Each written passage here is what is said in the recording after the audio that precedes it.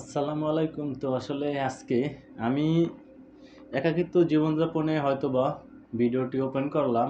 আর অনেকেই কিন্তু আসতে চান সৌদি আরবে, কিন্তু এখন বর্তমানে ভিসা বন্ধ। আর আমি কিন্তু একান্ত ভাত খাওয়ার সময় ভিডিওটি ওপেন করেছি, কারণ দেখেন, আমার আসলে আজকে খুবই বাড়ির কথা মনে পড়লো, কিন্তু সেই কথাগুলো আপনাদের সাথেই শেয়ার করি। পড়বার জীবনটা যে কত কষ্টের এখন বুঝি। আমি এর আগে হয়তোবা ছিলাম মানুষের ভিতরে, কিন্তু একাকিত্ব জীবনযাপনটা অনেক কঠিন। আসলে মনে হয় যেন, মানে যখন মানুষ না থাকে, কফিলের ছেলে বা কফিল বা কফিলের বউ তারা সবাই আসছিল বিকালে, প্রায় 1 ঘন্টা প্লাস হয়ে গেছে, চলে গেছে। তো অনেকক্ষণ ফোন টেপলাম, তারপরে ভিডিও দেখলাম, যাই হোক, পরে ভাত রান্না করে খেতে বসছি। কিন্তু এখন সেই মায়ের কথা মনে পড়লো, বাবা তো নাই বেঁচে। আসলে এমনই জীবন। ভাত খেতে গেলে আসলে ভাত খাওয়া যায় না, হয়তোবা এই যে ভাত দেখতেছেন, 3 ভাগের 1 ভাগ সম্ভবত খেতে পারবো, আর 2 ভাগ ছোট ছোট 2-3টে কুত্তার বাচ্চা আছে, তাদেরকে দিব। তো এমন জীবনে যেন কাউকে না ফালায়, আমি দোয়া করি আপনাদের জন্য।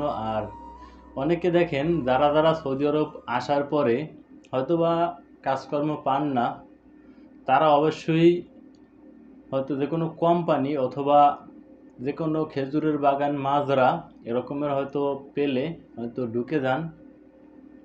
কারণ সৌদি আরবে একদিন বসে থাকার যে যন্ত্রণা, আমি সম্পূর্ণটা বুঝি, কারণ আমি অনেক দিন বসা ছিলাম।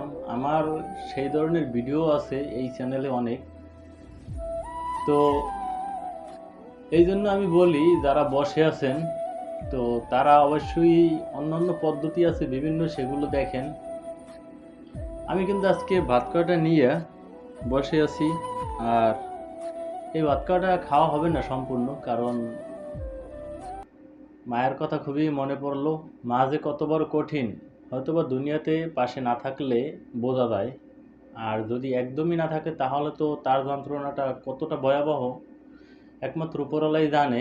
আল্লাহ আমার মাকে বাঁচিয়ে রাখুক হায়াত দিয়ে আরও। মা বেঁচে আছে কিন্তু বাবা নেই। যাই হোক, তো বাবার যন্ত্রণাটা থেকেও মায়ের যন্ত্রণাটা আরও মনে হয় বেশি। কারণ হয়তো বাবা মারা গেছে, বাপ বলে তো ডাক দিতে পারি না।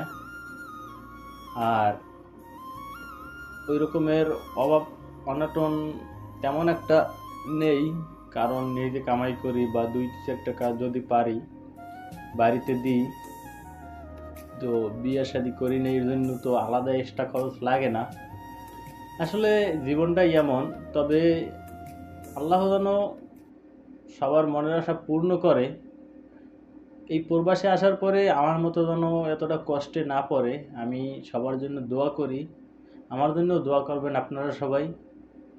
আমার জীবনে, মানে আমি ভাত খেতে বসলে অথবা যখন ঘুমাইতে যাই, মায়ের কথা, বোনের কথা, ভাইয়ের কথা, সবার কথা খুবই মনে পড়ে। আমি নিজে কান্না পর্যন্ত করি প্রায় প্রায়। হয়তোবা সে ভিডিওগুলো দিই না ইউটিউবে বা ফেসবুকে, কারণ হয়তোবা দেখলে মানুষ হয়তো বলবে যে আসলে অ্যাক্টিং করে বা অন্যথায় অন্য কিছু বলতে পারে। যাই হোক, তো আমি নিজে নিজে গোপনে গোপনে অনেক কান্না করি। কিন্তু কি, বিদেশ টাকার জন্যই হয়তোবা এসেছি, আর এর জন্য থাকতেও হবে। হয়তো আল্লাহ তাআলা মধ্যবিত্ত গরিব বানিয়েছে, কিছু করার নাই হয়তো। তারপরও শুকরিয়া আদায় করি আল্লাহর কাছে হাজারো। তো অবশ্যই লাইক দিয়ে চ্যানেলটি সাবস্ক্রাইব করে রাখবেন পরবর্তীতে কোনো ভিডিও পাওয়ার জন্য, এবং অন্যকে দেখানোর জন্য ভিডিও শেয়ার করে দিবেন। ধন্যবাদ। ভালো থাকুন, সুস্থ থাকুন। আল্লাহ হাফেজ।